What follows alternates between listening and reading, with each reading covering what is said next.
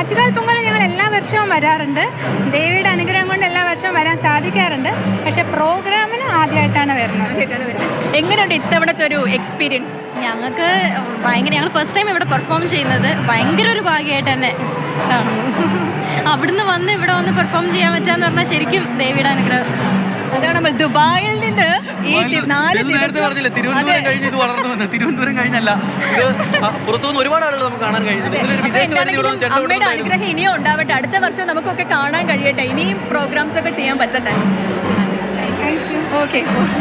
അംബ, അംബിക, അംബാലിക 3 ഓഡിറ്റോറിയങ്ങളുണ്ട്. 3 ഓഡിറ്റോറിയങ്ങൾ ഒരുപാട് പേർ ഇതുപോലെ വന്ന് പെർഫോം ചെയ്തു പോകുന്നുണ്ട്. മാത്രമല്ല അരങ്ങേറ്റങ്ങളും ഒരുപാട് ഈ സമയത്ത് നടക്കുന്നുണ്ട് എന്നുള്ളതാണ്. ഈ നിൽക്കുന്ന ആളുകളൊക്കെ ഒരുപാട് സമയമായി നിൽക്കുന്നതാണ്. ഇവർക്കെല്ലാം ഇവരുടെ ഈ നിൽപ്പിനുള്ള ഒറ്റ ഉദ്ദേശമുള്ളൂ, ഒന്ന് അമ്മയൊക്കെ തൊഴുതു മടങ്ങുക എന്നുള്ളതാണ്. ദീപാരാധന കണ്ട് മടങ്ങുക, ആ ഒരു അതിനുവേണ്ടി തന്നെയാണ്. അത് ഈ മണിക്കൂറുകൾ നിൽക്കുന്നത്